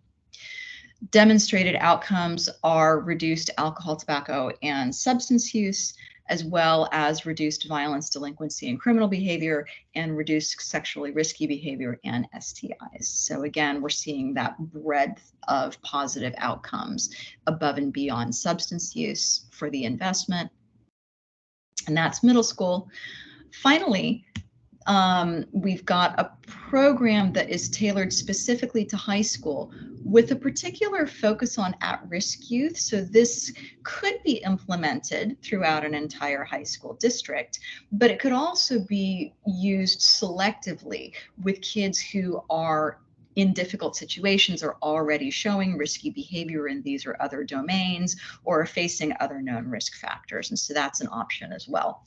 One thing I want to know about this one is that Spanish workbooks available. The teacher materials have not yet been translated into Spanish, so the teacher would need to be doing that in an entirely Spanish-based environment, but the workbooks are available. The curriculum structure for this one is more intensive, again, because the idea is that it's being implemented a little bit more selectively with individual students who are at risk, perhaps in a small group environment rather than throughout an entire school. It's 12 40-minute sessions over the course of 3 weeks is the design, although I'm sure you could stretch that out to a longer period of time if needed. The focal topics, again, are this is more drug specific. So TND is the Project Towards No Drug Abuse is the focus. So this is, of the 3 programs, the one that's most focused on substance use in terms of its content as well as its outcomes.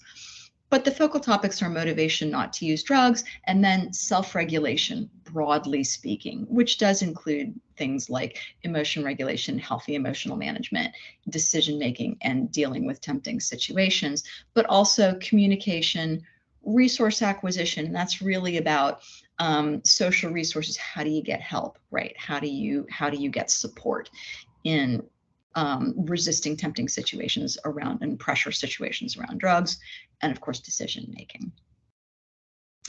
In terms of cost, this one is, again, looking pretty similar to the others. The on-site training is $2,100 for 2 days, again, plus travel. This is for up to 25 teachers at a time. The curriculum is $200 per teacher, and student workbooks are $12 a head. And the outcomes here are more specifically focused on substance use because, again, that's the focus of the program itself: reduced alcohol, tobacco, and substance use, and reduced violence.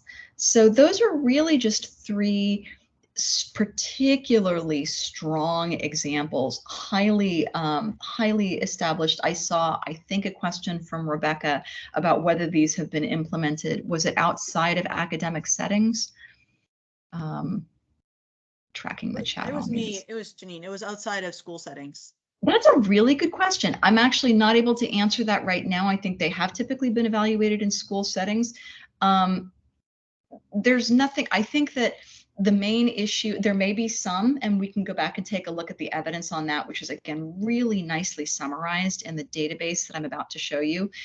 There are some of these that would be, like the one that's 15-minute lesson plans, that would be a little trickier to implement in a Boys and Girls Club setting. There would probably be some modification of it needed for that to work, just because you've got kids kind of coming in and out of the setting all the time. Whereas in a classroom, they're always there, right? And you know you're going to have them for a year. So you can sort of integrate those micro lessons into your lesson plan over a year, knowing the same kids are going to be involved.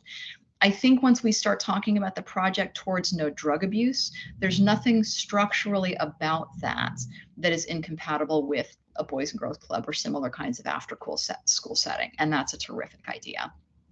So some were specifically designed to be integrated into the classroom setting. Some were designed to be implemented outside that setting, and that could be a very important distinction. But in continuing to learn about these options, I think one thing that we can emphasize is that you can be guided through that process, and the community, the care meta process that Sabrina has been talking about is a really valuable investment in terms of deciding which of the available programs is most suited for a particular community. But there's also a resource that we want to encourage for some initial exploration, and that is this Blueprints for Healthy Youth Development. Each of us has talked about it in some way.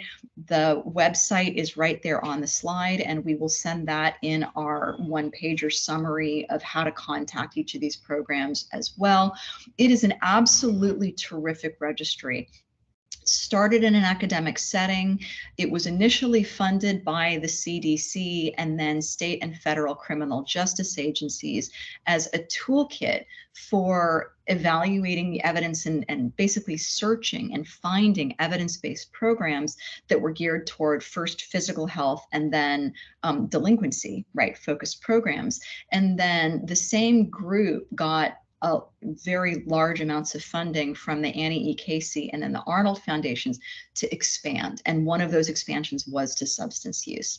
And as I think Sabrina mentioned earlier, the Blueprints database has terrific search functions. So there's all kinds of stuff you can click, and it's like, okay, I'm looking for a program with demonstrated substance use outcomes.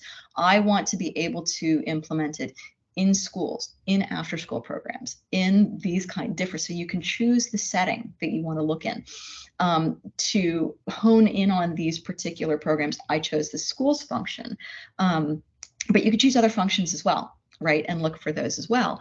And then it has a distinction between levels of, this is promising, there's some preliminary evidence to support this, but it's not quite up to our standard for the blue ribbon yet. And then there are 2 additional levels that represent very strong efficacy, is the next level across multiple studies, multiple investigators, multiple different kinds of communities, not just preliminary evidence. And then there's another one that talks about, there's also really strong evidence for the scalability of these programs. They have been taken into large contexts, and we know that that's going to work. So that's an even higher level of demonstration, and you can search for that as well. And in fact, when you do a search, there's one tab for the promising programs and one tab for the blue ribbon programs. So I really recommend using this as a way to tinker, but then also connecting with any of us about more tailored support in identifying options that are really suited to the particular needs of a given community. So thank you so much, Sabrina and Katie. This builds on talks that they gave at the Saturn retreat in May, but they've really tailored them beautifully to this particular context and audience, and just given absolutely terrific overviews. Thank you guys so much for doing this. And thanks again for inviting us. We'd love to be able to talk about this work and get these programs out there where they can do some good in the communities. So that's pretty much it for the formal talks, and we're happy to take questions.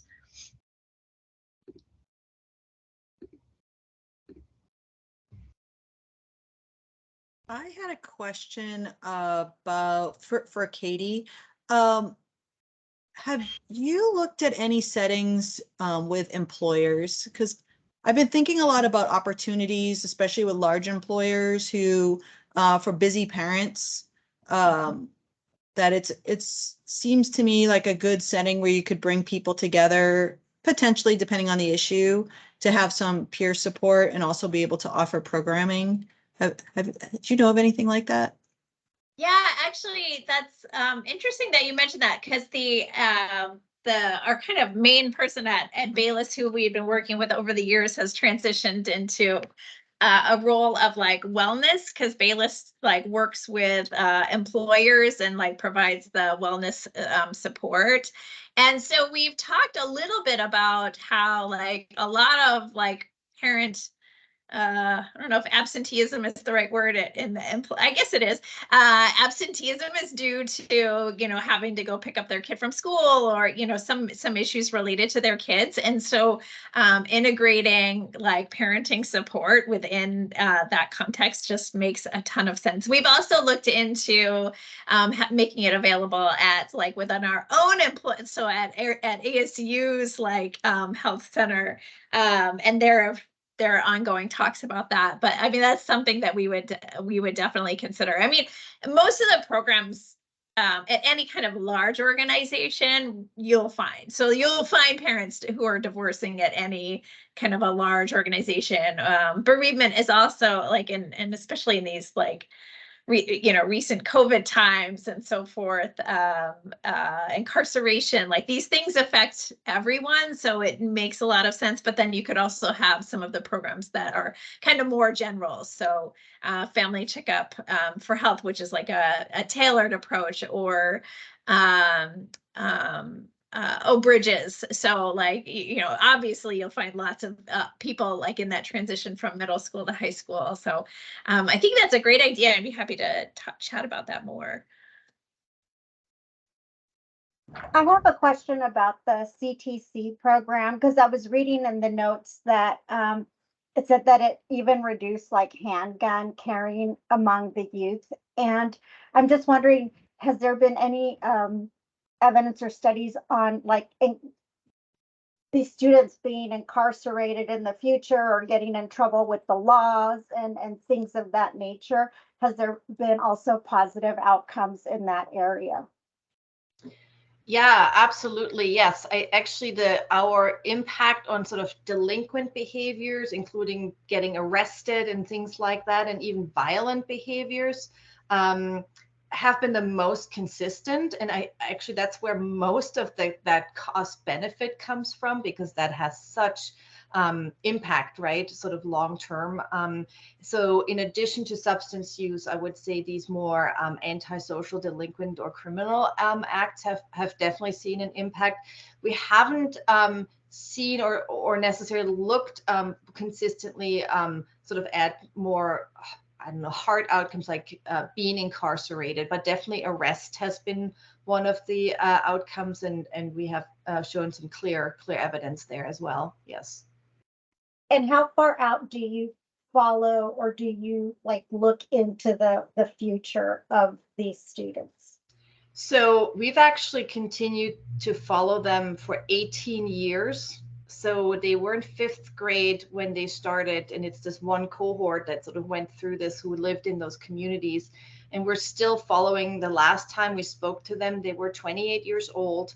And we're still seeing impact on their lives, particularly with respect to sort of lifetime abstinence from substance use. So sort of this overall impact on not getting engaged in some of these, if you want to call them more externalizing behaviors, even into young adulthood. So it's pretty amazing evidence, which sort of suggests that if you sort of intervene early in life, sort of middle school, that people take it with them. So you're sort of putting them on different life trajectories. And if we had done, like, in the data come from this trial, maybe if they had gotten even boosters or more exposure to programs maybe during high school, we think that the sort of the long-term impacts might be even greater. So it's actually quite a minimal sort of targeting of this particular age cohort that we're seeing.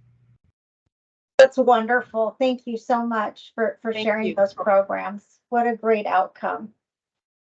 Indeed. Okay, so my question's for Rochelle. So from your programs, I have two. So the first one, when you talked about the positive action one, where would they see a greater impact within or implementation? Was it among teachers, or do you feel like does the information that we can see on blueprints provide that on what would have more success? Implementation from teachers or school counselors? Oh, great question. The information on blueprints, actually, when you go to the blueprints, I can't answer that question right now, unfortunately. And it's really designed for, again, it's designed for teachers to do this in the classroom. I think that's the assumption, because those lesson plans are so short, right? The assumption is that you've got your 3rd grade teacher who has the kids all day is kind of doing this, rather than having one person who's running from classroom to classroom.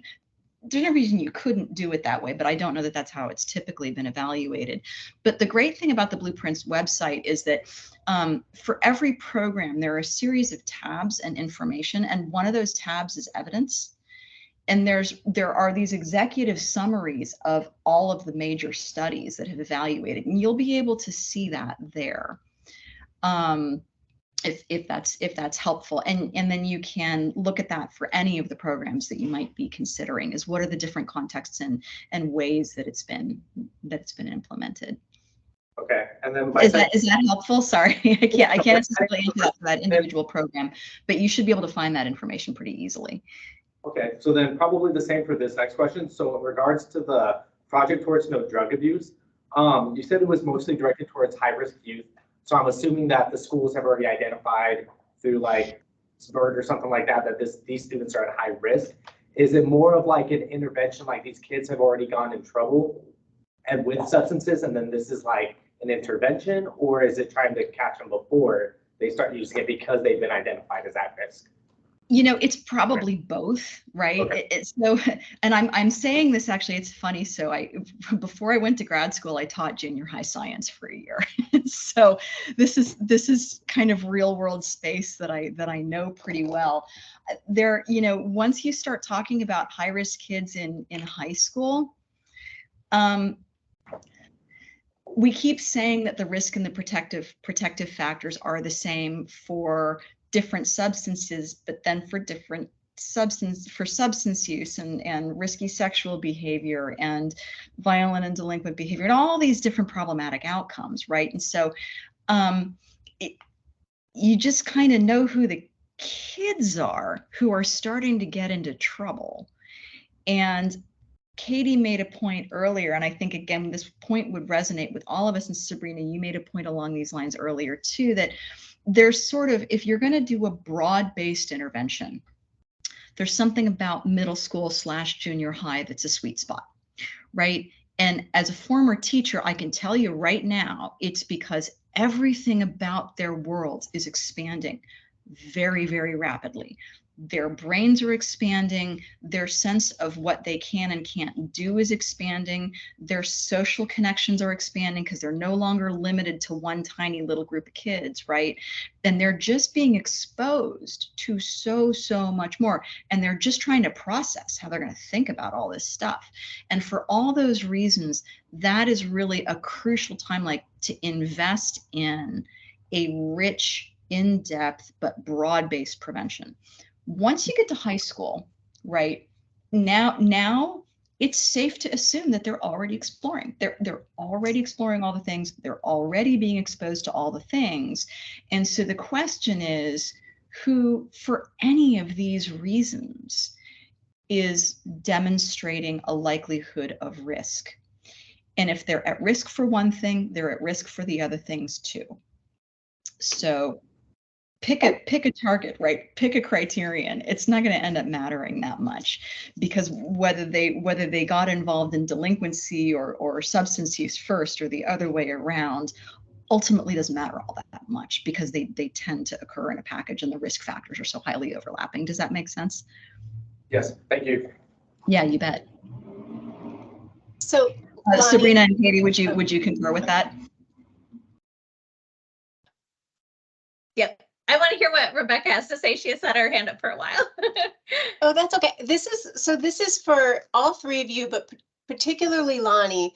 I'm really, based on my experience working with schools during the pandemic in Arizona, I think that parental choice is really important to our parents. And I think that different school communities are going to have very different perspectives of parents. So I'm really sort of excited about this concept that you could have a holistic program that is geared toward improving mental health of students, because I feel like there's been enough out there on increased anxiety and depression of kids following the pandemic, where that every parent knows that that was an issue and can sort of accept that. This is one of those times when I think mental health actually has less of a stigma than substance use. So I'm thinking that if you could sort of sell a program to parents based on the mental health effects and sort of de-emphasize the substance use piece, then the parents who are like, no, well, my kid would never use substances, their kids will get that benefit of the substance use without having to sort of say, that's what this program is about. So my follow-up question is, are there any particular programs that, I guess, what do you do about opting in and opting out? Do these programs all have an opt-in strategy or an opt-out strategy built in? Because I feel like in Arizona, we're going to need to have something like that available to help schools with parents who are, don't want their kid to have a particular type of training. Okay. That's so sad. It's such a good question. It's but it's just, I've been doing this for a while and I know what's coming. No, I feel, yeah. So I can't answer that for each individual program. What I can say is that for the ones that were intended to be implemented in the classroom, of course, they had to get, for the kids to be included in the study, they had to get parental support. But I think that in a lot of places that, like, the issues in Arizona are really intense, and they're also relatively recent, right, about the parental choice issues. If I had to bet, there are certain of these curricula that, because of what the content is, that might not be necessary. And I don't know the Arizona public school system well enough to know that if there's a decision to implement something that focuses on critical thinking, right, and social skills and self-regulation, if that's the objective content of the material, do you need to go to parents to ask for, or is that just an accepted part of what you do when you're in 3rd or 6th grade or whatever? Because again, the fact that these programs are so mechanism focused means that you don't have to tell anybody it's a substance use program, because that content isn't, in some of these cases, isn't explicitly being addressed. Now, in some of the programs, it is being explicitly addressed, and now you have to start dealing with that issue. The majority of the school-based programs, like there is some aspect of specifically addressing substance use, but then we also have these things that are really about like how teachers do their job. So there's a program called the Good Behavior Game that was one of the developers that's actually at the University of Tucson. And that is like a great strategy. And that one's for a little bit earlier on. I guess it's been used more broadly, but I think it's more tailored towards like the earlier, like elementary school. But it's just about like, how does the teacher deal with like disruptive students in the classroom? And like that has effects on substance use like down the road. So, you know, if that could just be part of like regular teacher training, there's also related to the family checkup program. I was going to talk about this. I didn't know if it leaned over into the school-based stuff too much, but Sarah Lindstrom Johnson, who's one of our colleagues, has been, she does a lot of school-based interventions. And so it's really about like, you know, how do we change like, you know, like excessive discipline policies, and like, how do we be trauma informed in, you know, in supporting our students? And so she's kind of working on adapting the family checkup model for like the school as a unit. And so like, that's again, kind of like a largely behind the scenes kind of thing where parents don't even, you know this is happening. They just know like, oh, wow, my school feels a lot more welcoming than it did before. Right. So I think thank you so much, Katie. Absolutely. And I think one of the, how do I put this?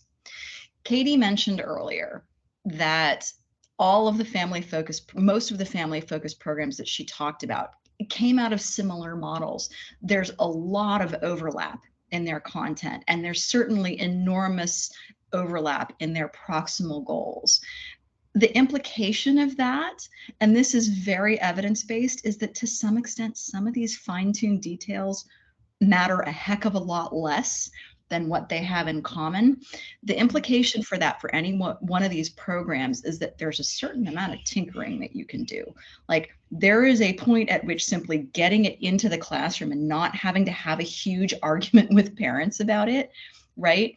If removing one or two of the like highly controversial issues or altering them a little bit is going to make that possible, I would bet that that's a conversation that you can have with the developers, right? So we got to be realistic about feasibility and what it takes to get this to kids without a huge fight. I think that's so important for schools that are facing some parental pushback, is just saying, hey, let's do this curriculum, and these modules, if they are controversial, maybe just those modules have an opt-out or something like that. I think people need to know that those barriers are not insurmountable. So we're at 11:59. I want to be respectful of everybody's time and really thank all of you for coming and presenting to us today. It was a wealth of information. I hope it's okay if I share this meeting, because it was recorded with others who may have missed it, because I just think there was a lot of valuable information that others could benefit from. So thank you so much. I'm sure many of us will be in touch. And all have a great weekend. Stay cool. Stay hydrated. Thank you so much to all of you. Take care. Thanks so much, everybody. And thanks again for the invitation. Have a great weekend. You bet. Bye.